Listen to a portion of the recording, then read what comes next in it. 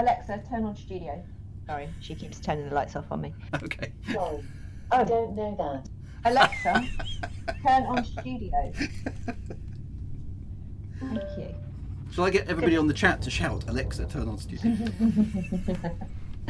Sorry, what was the question? No, I just wondered, how did you find out about the Kickstarter back in 2013? Oh, so I was aware. You were of in the it industry, just, right? You know, Yeah. I was aware of it just from. I think I'd read an article on one of the sites that I read, or something, Tech Radar or something, about it. So I was like, oh yeah, excellent. I'll be following that. I'll definitely be pitching in for that. And I hadn't really thought about it, but at the time as well, I was just in the middle of writing my first book that was going to be published. I'd managed to persuade a publisher, Crimson Publishing, to give me an advance and to write a book about the internet, which sounds a bit crazy, but it's called Work in the Cloud, and it was basically just a book of tools and resources that I found to help people to do the stuff that you do in a business, but do it at home, just on your computer. So and I was halfway through writing that, and people were like, oh, you should do the writer's pack. I was like, oh, I can't. I've just literally killing myself doing this book, because you don't get paid a lot, doing it as well as sort of like doing all the rest of the work that I do, and I've got a deadline, and when I finish this, I kind of am going to want to just not write for a bit. Right, because it's a lot of work writing a book, right, isn't it? It's a lot of work. Yes, especially fiction is a lot of work and it's a lot of heart, but writing a factual book, there's a lot of research as well, and a lot of sort of fact checking and stuff. So it was quite intense, and I was kind of on the deadline at the point. But when I looked at it, so many people, and I thank you to all of those people who did keep pestering me, but so many people pestered me that I sort of read the thing in more detail. And I didn't have time to plan anything, and I thought, you know what, no one's going to support me. And you were doing a Kickstarter, because that was it, because basically everyone was saying you should kickstart, look at what Drew's done, look at this, that, and the other. And I kind of looked around at what you guys were doing, and I was like, well, no one's going to want to help me buy this because I can't plan a story ahead of time. So, but I'll give it a go. I'll put it up there and see what happens. And I don't recall the text from my Kickstarter, but the opening text actually says something along the lines of, I have no idea what the story's going to be about. All I know is it's going to be based in the game world and 60,000 words. Yep. Yeah, no, I'm a huge fan, this, that, and the other. If you want to support me, then do it. And actually, one of the reward tiers was a focus group. If you paid £101, I had 10 people in a focus group that actually helped me with some ideas, because I literally, when I closed the Kickstarter and had the money to make not only the book but the audiobook as well, I didn't have a clue what the story was going to be about. But now you're signed up, you've got to do it, right?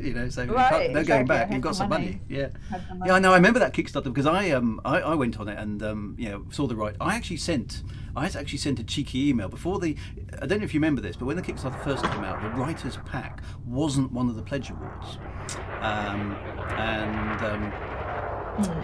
I sent, as the Kickstarter first came out, I sent a cheeky email to David Braben, having sort of reverse engineered his email address from the Frontier website, saying, there used to be a book that came with the original Elite. Is there any chance to audition to write a book for the new one, this Elite Dangerous thing that you've got planning? Now, I didn't ever get a response to that email, but coincidentally, maybe, and it may just be a complete coincidence, but 2 days after that is when the writer's pack appeared.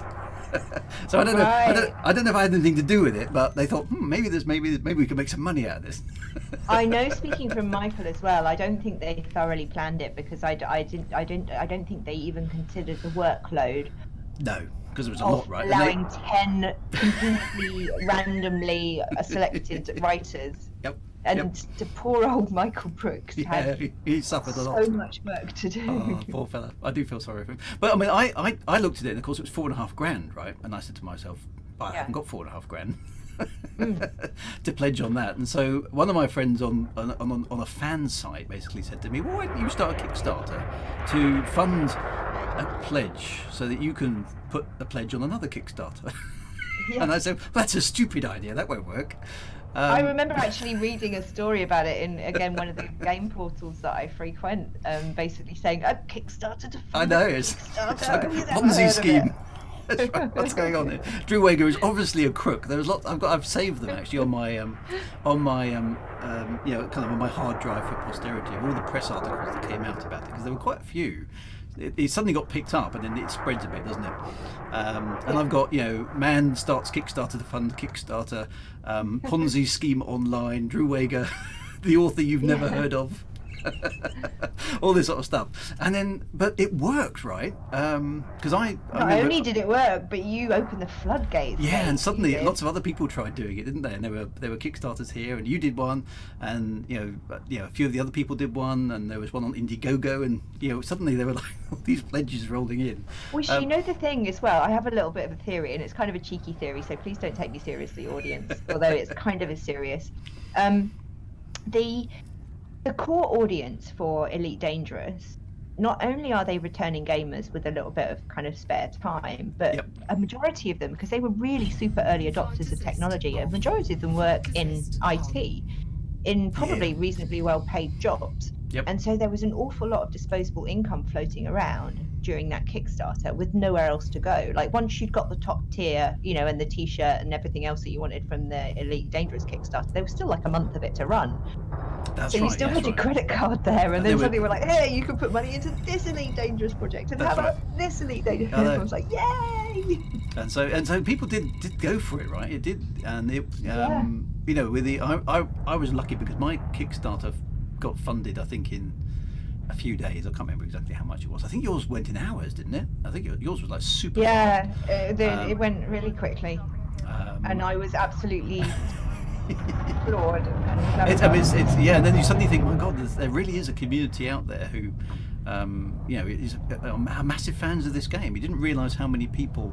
I mean, and it's interesting even now. I mean, I've been doing a bit of work for a client up in, up in the Midlands, just sort of remotely over Zoom and stuff, things like this. But I sent out an email to them just introducing myself, saying I'm here to do this review for you.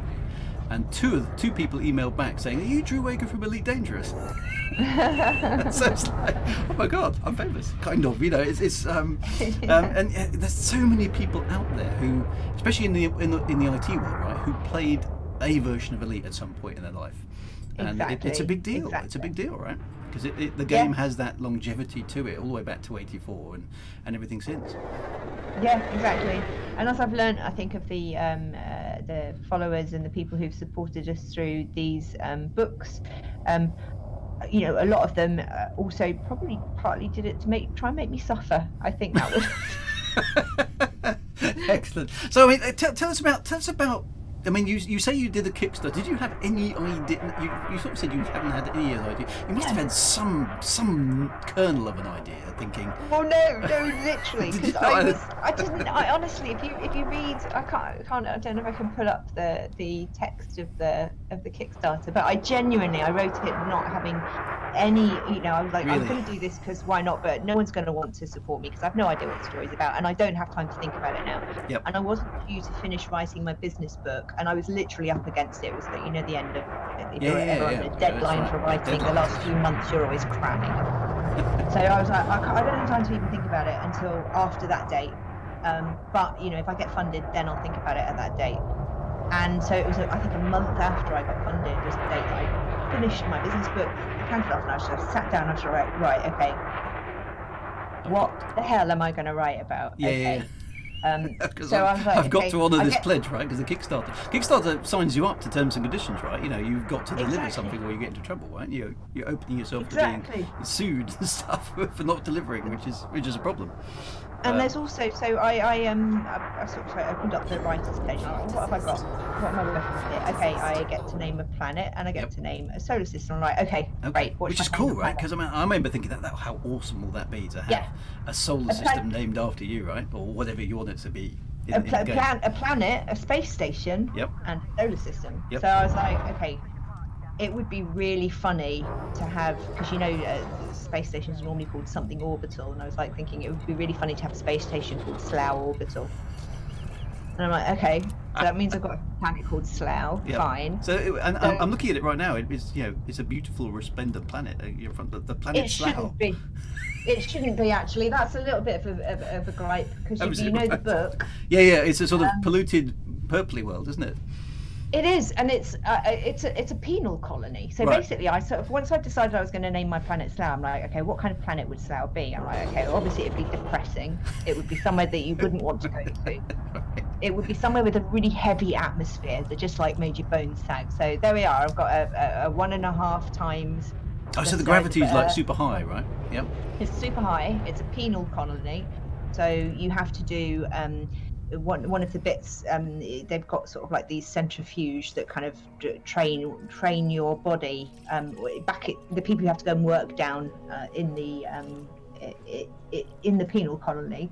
Underneath the surface, they have to do centrifugal training to Right. increase their bone mass so that they can So actually they can stand the stand pressure. up. Yeah, yeah. Yeah, but the criminals are sent down there without any training, so they're kind of like all wibbly and just Yeah, yeah. really So easy that's to quite control. quite a punishment then. Yeah, exactly. Yeah, Yep. it makes them easy to control and stuff like that as well. But That was why? kind of like the Right. history behind Slough. Okay, but why Slough? Why did you, Well, of all the because places, Slough- all the places in all the world, you chose Slough to immortalise in the game? Why Slough? Because it allowed me to name my space station Slough Orbital. It is as simple as Is it that. really? Okay. Yeah, genuinely, it's as simple as that. There is another slight sort of story in the history of Slough in that the reason that I thought Slough as a planet would be the way that I envisaged it was many years ago. I went to Slough shopping centre on a rainy afternoon, and a man from the Church of Scientology tried to Okay. recruit me Right. inside a doorway outside Greg's bakery. It was rainy and I was sheltering in a doorway, and this man sort of asked me to come and do a book review. He said, would you like to come and do a book review? And I was like, Oh wow. huh? He said, you'll get a cup of tea and a biscuit. And I was like, oh, okay. So I followed him upstairs, sat me down with a cup of tea and a biscuit, gave me this book, and it was Church of Scientology. Wow. Like, oh, And you're Jesus thinking, oh my Christ. God, I've got to get out there. Well, you didn't want to think Jesus Christ. That's probably not quite the right. Yeah, exactly. You conjure up some other deity, perhaps. Yeah. Yeah. Oh dear. So that kind of like just kind of added to the notion that Slough. But I did genuinely the whole premise of the book began because I thought it would be funny to name a space station Slough Orbital. Right. Okay. And 'Cause that's a road. immortalise that forever in the universe. Yeah, exactly. Yeah, Right. and then I had to invent a story from there. So that was my seed of inspiration. It's like, okay, Fantastic. what would happen there? Oh, okay, came up with this Angel Rose. She's kind of like just a disaster. Does everything wrong. She's got a really bad attitude. She's everything that I would be if I didn't have this filter. Right. On me, Okay. this So kind of like is social filter that stops me from being that one. That way. so is she kind of your alter ego in the Elite Dangerous as well? Is she a not aspirational, but that's not the right word. I'm just trying to think. You know, if you had the freedom to be who you could be for a period of time, would you be Angel Rose? Is Oh that... God, no! God, no! No! I would. if I guess Angel Rose is just all the bad things that I could be if I let myself be, and it just reminds me that I'm grateful that I'm not those bad things. She's a possible alternate version of you that you don't want to be. Yeah, that I'm holding at bay. Like, I've locked her in. I've locked Excellent. all those qualities into that character, and she's holding them at bay for me. But yeah, she's a bit of a disaster area, but she means well. Right. And, Okay. And is she an assassin or is she? No, she she's just an accident. She's Literally everything that happens to her, she kind of becomes. It has to join with this band of space pirates because she gets herself in a situation, and then it just one thing just snowballs into the other, and none of it. She doesn't do any of it. It's a bit like she goes through life kind of like falling from precipice to precipice. right. Like she's just saying, and now she's tripped over and she's in that situation. So none of it is really purposeful. Yeah. She's just, but She's just tripping from one disaster to the next. And she's got an awful mother. I remember reading that. she's got a dreadful mother, but she's Yeah. also she ends up being indentured to a financier and having this dreadful robot follow her around to make sure that she is not to make sure she's being frugal and not Right. endangering Yep. the investors' kind of money investment. So was it a was it were you inspired, I suppose, to write an Elite Dangerous story by the fact that Elite had this narrative history? Because I mean, obviously, your books are like a comedy, kind of. It's got a sort of Douglas Adams-esqueness to it, I would say. It's a dark comedy. A dark comedy, right? And Yeah. the Elite universe always had that Douglas Adams-y bit to it, right? With the edible poets and Mostly Harmless, right? Is a name that one of Douglas Adams' books was Mostly Harmless, right, as well. Yes. And Mostly Harmless is a rank in the game, of course. So there's lots of little Yes. connections Yes. there. No, exactly. And actually, again, a lot of the plot line came from this Kickstarter, because my Kickstarter had the various different tiers, and one of the tiers was you could name a character that I promised I would murder in a very gruesome way within the pages of the book. Now I remember this. Again, There was a really, I mean, there was lots of places where I remember. I think it was. I got a feeling it was me and Stephen Usher, and we were reading your book. And we both got to, I think there's a chapter near the middle with something to do with the belt. And I remember us both were reading the same part of the story, and we both sort of just crossed our legs at the same time. Yeah. Well, that was exactly my intent as I was writing those passages. Like literally, physically, that's what I was in my head. I was trying to elicit that kind of reaction. So that's good. Excellent. It was kind of like, and seeing a side to you that we hadn't necessarily seen before. I know. Well, I've written short stories for a long time, and I love to do a really dark, twisted tale too. So I love horror, and I love zombie games, and it's just that's my kind of beat. So it was a nice opportunity to express that side of my creativity. But I did, again, it was a lot of the story was driven by the stuff that I had to do. I also had I think I had 200. I had to mention 200 people by name somewhere in the book, even if you had to do those things as well. Part of their name, and so I had all sorts of weird things like that. But big Douglas Adams fan. Of course, was excited by the world that we got to play within in terms of the space. It was a shame, as I'm sure you'll agree, it was a shame that we didn't get to play the game before writing the kind of some of the space combat scenes and stuff like that. Yeah, that's definitely a thing.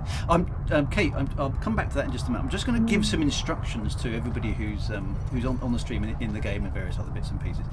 What I'd like everybody to do, I can see thousands of billions of ships flying around outside, and hopefully everybody's been getting some great screenshots and stuff, and I've left the external camera on other various bits. What I would like everybody to do, there is a reason for mucking about in Slough, and that's to do with Sidewinders. Now, what I'd like to encourage everybody who's willing, you don't have to do it, but if you want to join in with this, we're going to muck about, is proceed into Slough Orbital and store your ship and buy yourself a stock Sidewinder with a weapon loadout of your choice, right? So let's no, there's no need for weapons. Oh, you don't even need weapons. Okay, so unarmed Sidewinders then.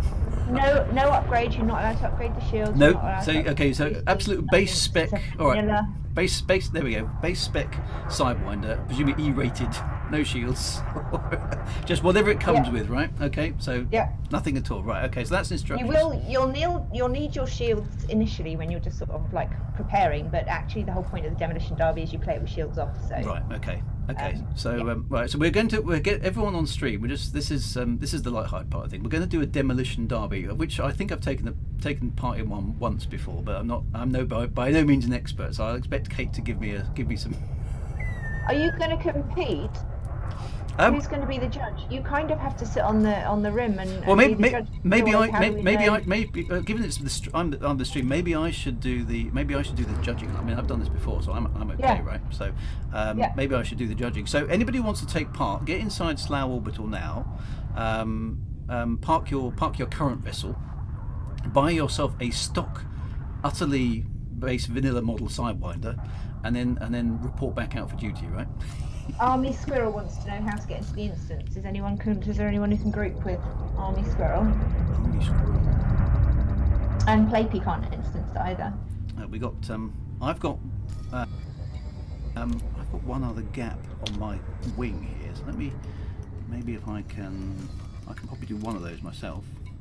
To Plex, I believe Slough is an anarchy now, so although it is wise always to turn your report crimes off, I don't think anyone's going to help you out. It's not going to do anything. In Slough right. anymore. Philly. Is that still the case? Is Slough still an anarchy? I don't know. I'll have to go look it up.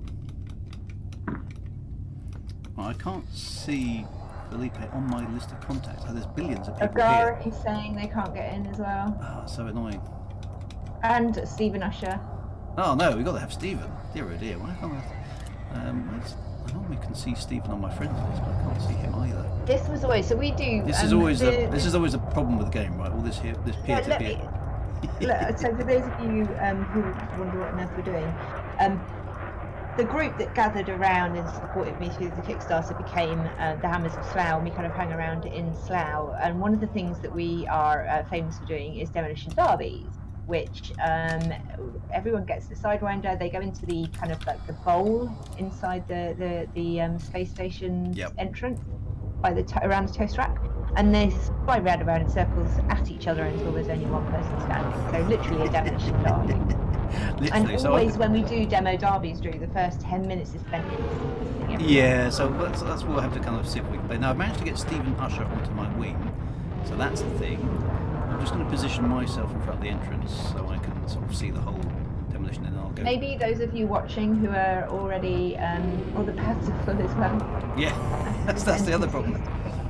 Well, that is the other problem with, since they put the cheese wheel into Vespa M4, we do get a lot of belugas and whatnot, docking, just NPC tour ships, so they do interfere with gameplay sometimes. So that's just NPCs doing their thing, right? So I'm gonna sit outside and just watch, because I think that's going to be most amusing. Just making sure my ship is not moving. I think that's good. I think it's the space station's just rotating. So right, rival horseman, can you get somebody who is instance with Drew in your group so that you can all instance in to Drew? See if we can break all the instancing, break all the servers at the other end. Frontier probably won't be very happy with it, but never mind. So when the game finally launched, I actually did a 14-day charity stream for special effects over Christmas. Oh right, yeah. Just directly after launch, or a month after launch, we did it, and that's how most of the Hammers actually gathered around. But yeah, we definitely fill up a zone. I've seen this so many times. I can see a lot of NPC commands, lots of sidewinders now moving around. So people are beginning to try out the loop. Yeah, which you need is to good. make sure you've got your headlights turned on so that you can, and you should probably get a bit closer so that you can actually see people. Okay, where's the best vantage point? Is it? I used to just sit on the lip, like literally sit down on right. the lip looking into it so that you can sort of see the toast rack, and then Right, let's do that then. Okay, so I'm going to get myself in position. Also sitting there, you'll get a beluga up your arse at some point. So if I sit on the lip here, I'm not too close to the around. Ooh, there's some sticky up bits. There we go. I can sort of see the bowl there. Is that a good angle? Just kind of still waiting for your screen to update. I can sort of see. Yeah, there you go. Yeah, and you can sort of, like move from side to side. Yeah, so I can sort of see, and hopefully we can see everybody. So have you got to fly inside that, double red ring? Is that the rules? The rules are everybody get into your Sidewinder, everybody turn on your headlights so that we can see you easier, and just sort of like float with your shields on at the moment. When everyone's ready, we do shields off, 3, 2, 1, go, and then everybody has to fly around, staying below the upper red ring in that bowl. Okay. So those are the rules. Keep below that. Sometimes you might get hit out of it, and you've got, it's down to the judge to say you're hanging around up there too long. You've got to get straight back down, because if you hang around too long out of trouble, then obviously you're going to be not in trouble. So was this one of the first sort of Elite Dangerous sports? Because I think it might be, yeah. Because I mean, we played you could have played this right in the early versions of Elite, right? Before we had Yeah, no, we the did. Horizons landing and all that kind of good stuff. Yep. This was actually born the first. I do believe. Correct me if I'm wrong, Hammers, in the audience. But I think that charity stream that we did, we ended it. So basically, the charity stream over 14 days was me journeying to Slough and Yep. learning to play the game. And Okay. loads of people, we picked up loads of people along the way. And on the day that we arrived, 2 days before the end of stream, we arrived in Slough. And everybody was there, and it was a big party, and it was Christmas, and party poppers and everything. And then we invented the demo derby. Oh, okay. Basically said, oh, there are so many people here, you guys should get in the bowl and explode each other for my entertainment, and they did. So so that's awesome. So I mean, and is this reference in the book at all, or is this just something that happened as a result of the this Hammers is something doing that the thing? happened spontaneously because I wanted to see everyone blow up. Best way, really. Yeah, definitely. Yeah. That's awesome. So I mean, going back to the book again, what was the process for you of getting the book approved? I mean, obviously we had Michael Brooks, who was working desperately hard trying to, I mean, not only help us, right, but build a game, as well, right? Because he was the executive producer of Elite Dangerous, right, at the time. Yeah, and he was. I mean, I was giving him a hard time, saying, "Come on, Michael, where's my star map? I need to know how this is all going to work." And the star map became a thing, right? And that's I ultimately used the star map as defining exactly how long a frontier soon was, because you basically it'll be coming soon. So I started the clock timing at that point, and it was like it's about 9 months. Well, I think I was in a better position than you because the couple of points where I needed, sort of like points of reference in geography and where, how long is it going to take to get from here to here, or, where physically are things. They weren't. The detail of them wasn't so integral to the plot line that I couldn't carry on writing the plot line. So there were a couple of chunks that I just sort of like put brackets around and said, need to fill that in when I get that information. But ultimately my story was about the character and her kind of journey, which doesn't happen on a grand scale like yours. It kind of happens within her own little world, and within, she barely even leagues Vesper at 4. So I think it was a bit easier in that respect. I must admit, I did, when I was plotting my book, I was doing. I did design a plot that I could sort of lift in and out of the Elite Dangerous universe without too much trouble. It was sort of a political shenanigans kind of plot, right? Skullduggery and underhandedness, all that kind of stuff. But the bits I needed were basically some of the wares and, Yeah, exactly. So for right up until about the last few weeks, I had insert square bracket Imperial World TBD close square bracket in the script. I kept saying to my it kind of breaks the immersive over writing as well, doesn't it? You can't actually call things what they are. So that was a thing. I mean, what was the approval process from your perspective, getting sending the final version off to Frontier and getting it back with a it's okay. What did that feel like? Yeah, I mean, as a recruiter, I didn't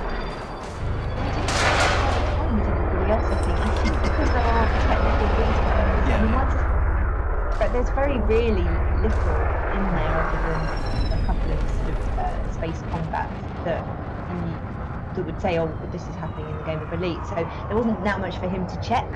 Because of a lot of it happened kind of like within the space station or within and that's all up for grabs. There's no direction from Frontier on what that would be like. He did actually have a problem with me initially because right in the beginning of my book I explain about the zero gravity training that the young kids used to have to do to be able to work down in the penal colony under the great gravitational pressure. And he wrote back and said, I actually, you wouldn't be able to just spin a person to that many Gs because they were, I think it's like 900 Gs or something, because they wouldn't survive it. And I'm like, actually, we did quite a lot of research on this, and NASA used to do it. NASA used to spin, and the description that I write was actually something that occurred to me as I was reading this article. So did you get one over on Michael Brooks then? I did, and I pointed him to the article, and it was from a scientific journal, and he Yep. was like, "Oh, okay." He's very. I mean, to be fair to Michael, is he loves his accuracy, but if you catch him out, then he just puts his hands up and goes, "Okay," doesn't he? No, and honestly, I'm glad that there was somebody who was that much of a geek over all this stuff to care about it too. Yeah. Because the worst, the one thing you don't want to do when you're writing a book for massive fans of a game or any kind of popular fiction kind of popular culture kind of thing, you don't want to get something really wrong because then everyone's going to hate you. Yeah, well, this is what I was worried about, right? Because when I first looked at the Kickstarter, I was like, oh, Elite, I know Elite like the back of my hand. I played it for ages and ages and ages. And then somebody on my Kickstarter said, so what are you going to do about the other two Elites? And I was like, the other two Elites? What's he on about? I was like, oh God, yeah, there were some other Elites. What are they? I'd completely forgotten, which sounds dreadful. And I thought, oh, I better go and dig those out, find what they're about, and go and play. And I had to go and learn about Elite Frontier 2 and Frontier First Encounters and refresh. I did remember them actually, but I had to go and refresh my memory of what was going on there. Because we didn't know right at the beginning, right, that Elite Dangerous was going to be a sequel to all three in the saga, right? Some people said it maybe it would just be off the first Elite, but it wasn't. It follows on kind of lore-wise chronologically from all the other games, which means, of course, that there's a lore of timeline and story and everything going on. Because we got some sort of insider information, didn't we? We're not allowed to talk about it too much, but we got all these writers' guides, didn't we, that told us how stuff was going to work, which was quite cool. Sign NDAs and that's it. Yeah. So it looks like oh dear, somebody's already exploded. I just saw that. Yeah. Looks like you've got a good crew of So people. there's a whole bunch of people. So I think we should start the first game, actually, shouldn't we? Who was it who exploded though? I think they're just going without you. Yeah, maybe they are. So I mean, let's. If I can call order here on my stream, let's. Anybody who is in the Sidewinder, can we? What do you do? Do you line up on the start line, or do you sort of just hang in space? No, you just get yourself hanging in underneath the okay, upper... so everybody who's in the, what is it? The dish, the bowl? Sort of What do you call it? The arena? Yeah, the bowl. Yep. Okay. Everybody who's got a Sidewinder who's in the bowl, get yourself underneath the red line. Once I see enough people in that position, I will. Well, I mean, you can do a 3, 2, 1. You're the guest. So Okay. let's get them. Let's get them in place. I'm just having. A look. I normally say anybody not ready. Yeah. And then we have the chance to. Right. I can see Sidewinder's now getting into position. So let's see how this goes. Right. Okay. Everybody. Yep. There is no glory in staying out of trouble. One last person, commander standing. That's right. So shields are off. Shields are off. The shields are off, everybody. Yeah. It's Shields hull. off, It's lights hull on. only. Hull light. Lights. External camera lights on. I think there's stack loads of ships in there. So 3, 2, 1, go! engage. So just fly at each other. Yep. And you're trying to ram each other and get rid of each other. There's some people spinning around. Excellent. Right, they're off. They're definitely off. You're supposed to be shoutcasting it now. Oh, someone's died already. There we go. You're supposed to be targeting them. Oh, I've got to target them. Right, okay, that's who we've got. That's who we've got down here. We've got Somebody's caught in the... Yeah, someone's died. There's a commander down. Misty the First. We have Commander Stooges. We have Stephen Usher's down there. He's still alive. Commander Teal. You can see how much health they've got, so they can get them all. What I used to do is Misty the actually First. have them all pre-targeted so that there wasn't the scanning complete. We just lost somebody else there. Stephen Usher is struggling. Oh, we've just lost Stephen Usher. He's gone. Commander Shipslayer is there. He's in my wing, so he's my favourite to win, I think. Oh, and there's somebody else who's gone up. Oh. Misty the First is still there. Who else have we got? Yeah, someone's flying around very fast from back there. Commander Frank. Misty the First is still doing well. What have we got left? Commander Stooges is still there. Poll they've got left. Right, so we've got Commander Shipslayer is at 50%. We have Commander Stooges who has 25%. Commander Ethelian Sorn is at 90. He's doing well. Commander Shipslayer is at 46. They're all going round. A couple over here by the edge. Commander Teal is at 27%. I think licking his wounds. Oh, there goes somebody else. I just lost them. Just about the target over there. Very much. Commander Kelvinator's down there.